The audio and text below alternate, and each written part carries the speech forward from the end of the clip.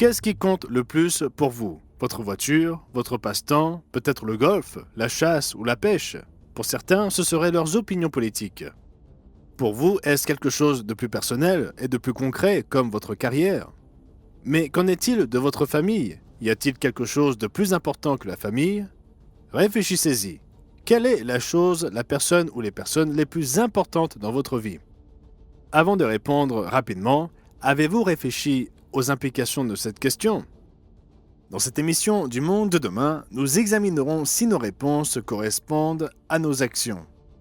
Car tandis que beaucoup affirment une chose, leurs actions racontent une toute autre histoire. Et réfléchissez à ceci. Existe-t-il une seule bonne réponse? Restez avec moi, car aujourd'hui je vais explorer ce que Jésus nous dit être le plus important dans la vie. Je vous proposerai également une ressource gratuite pour vous aider à évaluer quelle devrait être votre réponse pour mener une vie pleine de sens.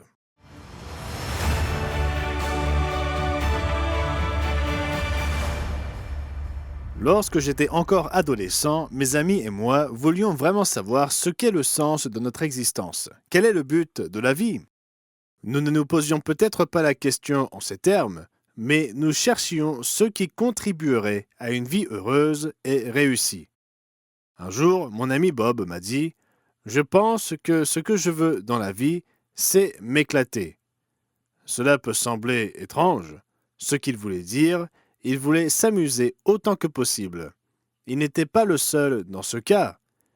Et la recherche du plaisir attire beaucoup de gens.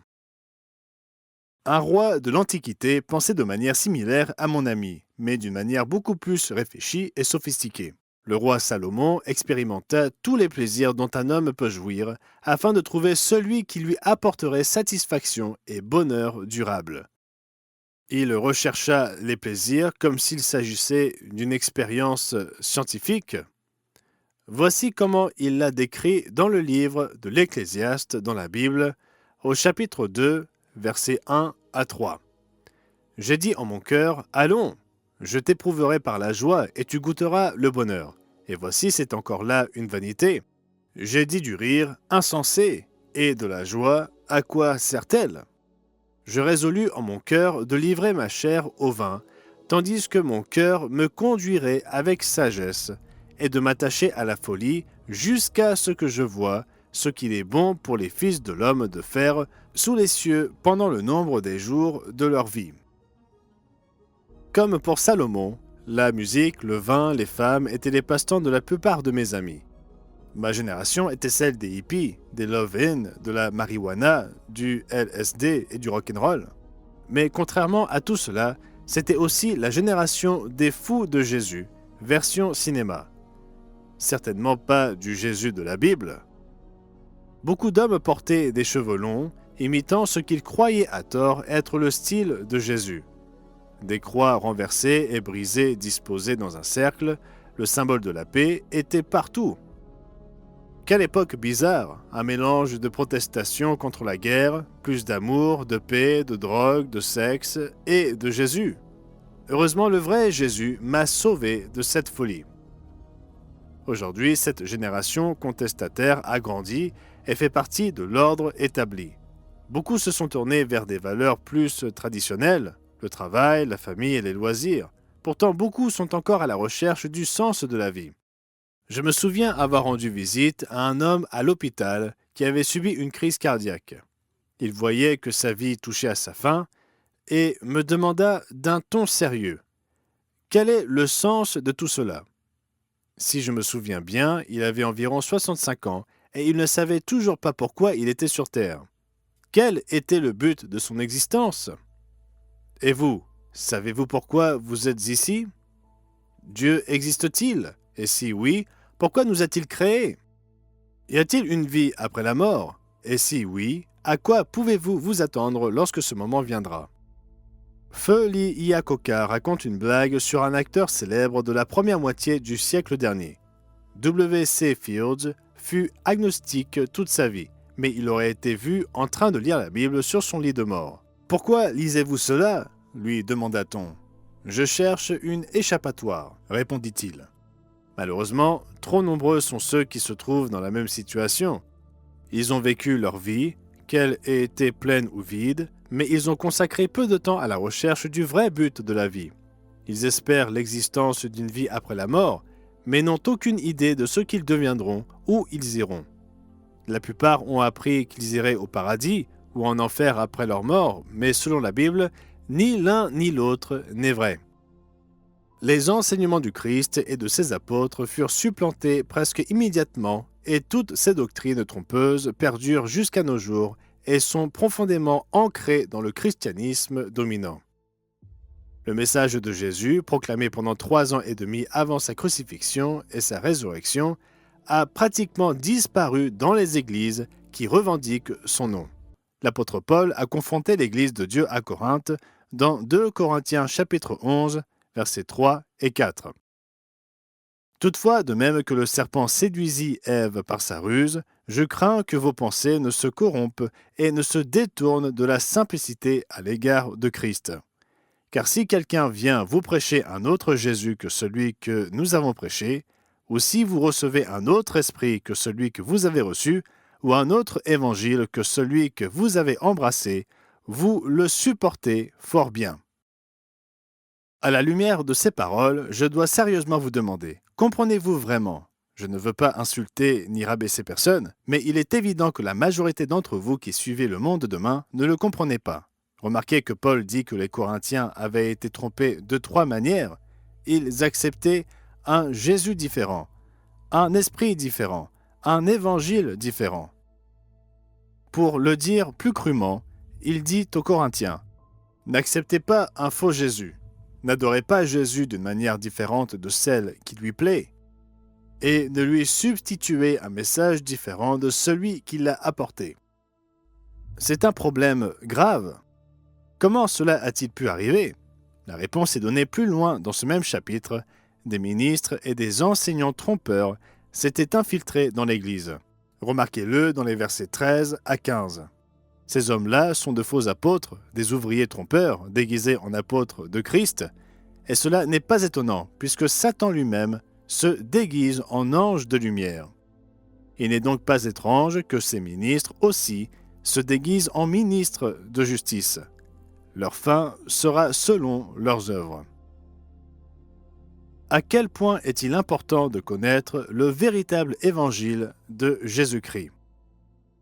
Paul prononça à 2 reprises une malédiction sur quiconque enseigne un autre évangile. Voici ce passage dans Galates 1, à partir du verset 6. « Je m'étonne que vous vous détourniez si promptement de celui qui vous a appelé par la grâce de Christ pour passer à un autre évangile. Non pas qu'il y ait un autre évangile, mais il y a des gens qui vous troublent et qui veulent altérer l'évangile de Christ. Mais si nous-mêmes, si un ange du ciel annonçait un évangile s'écartant de celui que nous avons prêché, qu'il soit anathème. Nous l'avons dit précédemment, et je le répète à cette heure, si quelqu'un vous annonce un évangile s'écartant de celui que vous avez reçu, qu'il soit anathème. Pourquoi le message que Jésus-Christ proclama pendant 3 ans et demi est-il négligé dans le christianisme dominant? Oui, nous entendons parler du petit Jésus dans la crèche, de sa mort, de sa mise au sépulcre et de sa résurrection, et c'est vraiment une bonne nouvelle qu'il soit venu donner sa vie en échange de la nôtre. Nous ne devons jamais minimiser cela, mais pourquoi le christianisme actuel néglige-t-il le message de Jésus? Après tout, il n'est pas obscur, mais se retrouve à plusieurs reprises dans le Nouveau Testament. Il y a beaucoup trop de passages pour que je puisse tous les couvrir dans cette émission. Alors pour une étude plus complète sur le sujet, faites-vous une faveur et commandez un exemplaire de notre ressource gratuite « Croyez-vous au véritable évangile ». Mais pour l'instant, permettez-moi de souligner quelques passages importants sur le sujet. Jésus nous dit qu'il fut envoyé pour proclamer un message spécial. Et ce message était l'avènement du royaume de Dieu. Remarquez-le dans Luc, chapitre 4, et au versets 42 et 43. Dès que le jour parut, il sortit et alla dans un lieu désert. Une foule de gens se mirent à sa recherche et arrivèrent jusqu'à lui. Ils voulaient le retenir, afin qu'il ne les quitte point. Mais il leur dit, « Il faut aussi que j'annonce aux autres villes la bonne nouvelle du royaume de Dieu, car c'est pour cela que j'ai été envoyé. » Or, s'il a été envoyé pour prêcher le royaume de Dieu, pourquoi ce message est-il négligé par la plupart de ceux qui disent être ses disciples aujourd'hui?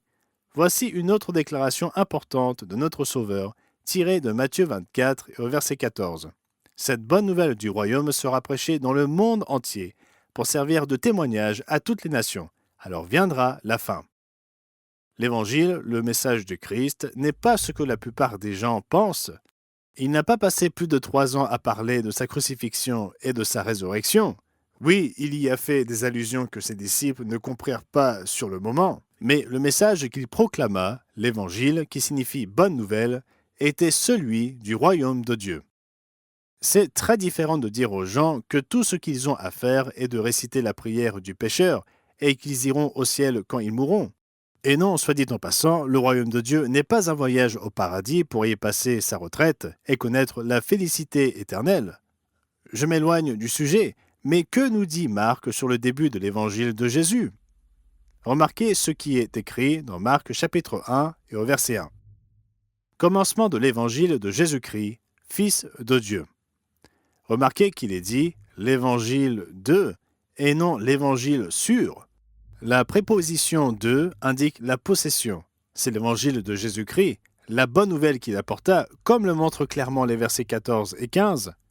Après que Jean eut été livré, Jésus vint en Galilée, prêchant l'évangile du royaume de Dieu, et disant « Le temps est accompli, et le royaume de Dieu s'est approché. Repentez-vous et croyez à l'évangile. » Mais qu'est-ce que le royaume de Dieu? Le savez-vous? Les contemporains de Jésus comprenaient que le message qu'il prêchait concernait un royaume bien réel. Ce qu'ils ne comprenaient pas, c'était le moment où il allait se concrétiser. Ils pensaient que Jésus était venu pour établir le royaume de leur vivant. C'est pourquoi il leur conta ce qu'on appelle la parabole des mines. Dans cette parabole, il se décrit comme un noble remettant à ses serviteurs une somme d'argent pour qu'ils la fassent fructifier pendant son absence dans un pays lointain, c'est-à-dire au ciel. Mais il reviendra et demandera à ses serviteurs de rendre compte de ce qu'ils ont fait pendant son absence. Remarquez ceci dans Luc 19 à partir du verset 11. Ils écoutaient ces choses et Jésus ajouta une parabole, parce qu'il était près de Jérusalem et qu'on croyait qu'à l'instant le royaume de Dieu allait paraître. Il dit donc, un homme de haute naissance s'en alla dans un pays lointain pour se faire investir de l'autorité royale et revenir ensuite. Il appela 10 de ses serviteurs, leur donna 10 mines et leur dit « Faites-les valoir jusqu'à ce que je revienne. » Quelle récompense accordera-t-il à ses serviteurs à son retour? Ce n'est pas d'obtenir des ailes et de flotter sur les nuages dans les cieux dans une retraite éternelle, ni comme certains le croient de contempler le visage de Dieu pour l'éternité dans une sorte de séjour céleste, cette doctrine non biblique connue sous le nom de vision béatifique. Dans la parabole des mines, Jésus s'est représenté lui-même comme un homme de haute naissance qui s'en alla dans un pays lointain pour se faire investir de l'autorité royale et revenir ensuite. Avant de partir, il confia une somme d'argent à chacun de ses serviteurs et leur demanda de faire fructifier ses affaires jusqu'à son retour. À son retour, il les appela pour qu'ils rendent compte de ce qu'ils avaient fait des ressources qui leur avaient été confiées. Remarquez-le au verset 16. Le premier vint et dit « Seigneur, ta mine a rapporté 10 mines. » Il lui dit « C'est bien, bon serviteur, parce que tu as été fidèle en peu de choses, reçois le gouvernement de 10 villes. » Le second vint et dit « Seigneur, ta mine a produit 5 mines. » Il lui dit « Toi aussi, sois établi sur 5 villes. » Notez que Jésus devait se rendre dans un pays lointain, en d'autres termes, au ciel, pour recevoir un royaume et revenir. Nous pouvons lire le récit de cette cérémonie de couronnement au ciel dans Daniel 7 et au verset 13 et 14. Je regardais pendant mes visions nocturnes, c'est Daniel qui parle, et voici sur les nuées des cieux arriva quelqu'un de semblable à un fils de l'homme, une référence à Christ. Il s'avança vers l'Ancien des jours, qui est Dieu le Père, et on le fit approcher de lui. On lui donna la domination, la gloire et le règne, et tous les peuples, les nations et les hommes de toute langue le servirent. Sa domination est une domination éternelle qui ne passera point, et son règne ne sera jamais détruit. Et qui régnera avec Christ lorsqu'il reviendra? La réponse est révélée au verset 27. Le règne, la domination et la grandeur de tous les royaumes qui sont sous les cieux seront donnés au peuple des saints du Très-Haut. Son règne est un règne éternel, et tous les dominateurs le serviront et lui obéiront. Oui, les saints, un terme qui désigne ceux qui gardent les commandements de Dieu et la foi de Jésus, tel qu'indiqué dans Apocalypse 14, verset 12, régneront sous l'autorité du Christ dans son royaume. Cela est confirmé dans Apocalypse chapitre 20 et au verset 4. « Et je vis des trônes, et à ceux qui s'y assirent fut donné le pouvoir de juger. Et je vis les âmes de ceux qui avaient été décapités à cause du témoignage de Jésus et à cause de la parole de Dieu, et de ceux qui n'avaient pas adoré la bête ni son image, et qui n'avaient pas reçu la marque sur leur front ni sur leurs mains. Ils revinrent à la vie, et ils régnèrent avec Christ pendant 1000 ans. Et où ce royaume sera-t-il établi? Le cantique au sujet des saints donne la réponse, ici même, sur terre. Apocalypse 5 et au verset 9. Et ils chantaient un cantique nouveau en disant, « Tu, le Christ, es digne de prendre le livre et d'en ouvrir les sceaux, car tu as été immolé, et tu as racheté pour Dieu par ton sang des hommes de toute tribu, de toute langue, de tout peuple et de toute nation. Tu as fait d'eux un royaume et des sacrificateurs pour notre Dieu, et ils régneront sur la terre. » L'évangile de Jésus-Christ, c'est-à-dire la bonne nouvelle qu'il apporta au monde, dit qu'il va établir un royaume ici-bas et que ceux qu'il appelle en cette époque auront l'opportunité de faire partie de la famille régnante. C'est le même message que Paul enseigna, comme le montrent les 2 derniers versets du livre des Actes, Actes chapitre 28 et au verset 30. Paul demeura 2 ans entiers dans une maison qu'il avait louée. Il recevait tous ceux qui venaient le voir, prêchant le royaume de Dieu et enseignant ce qui concerne le Seigneur Jésus-Christ en toute liberté et sans obstacle. Les disciples de Jésus lui demandèrent de leur enseigner comment prier. Beaucoup récitent le modèle de prière qu'il leur donna sans réfléchir à ce qu'ils disent. Comprenez-vous les mots de ce modèle de prière souvent répété? Jésus donna ses instructions avant de répondre à leurs questions sur la manière de prier. Matthieu 6 et au verset 7 et 8.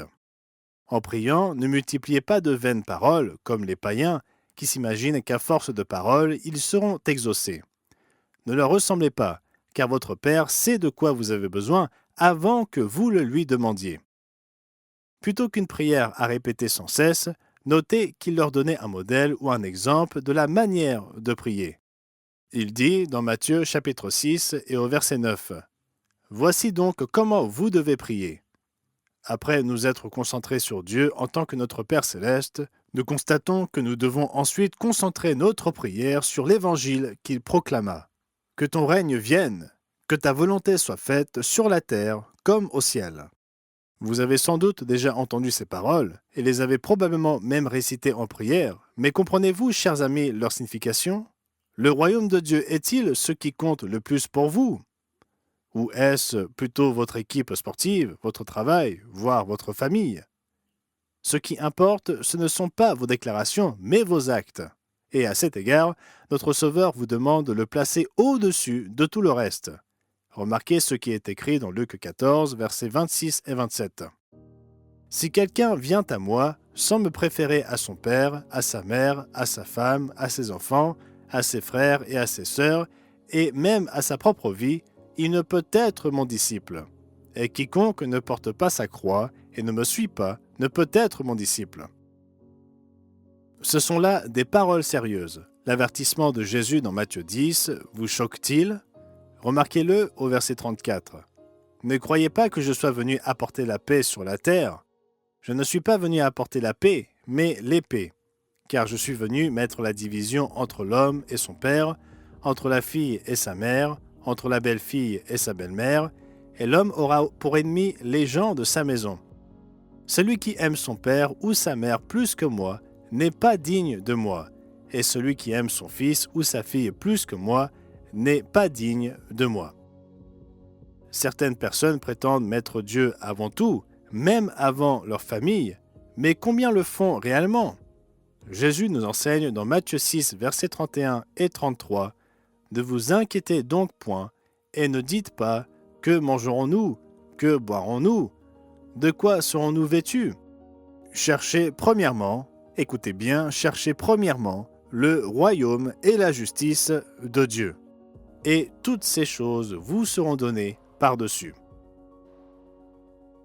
Le royaume de Dieu est-il ce qui vous importe le plus? Ou est-il plus important pour vous de préserver la paix avec votre famille et vos amis en suivant des traditions religieuses conçues par les hommes? Réfléchissez-y.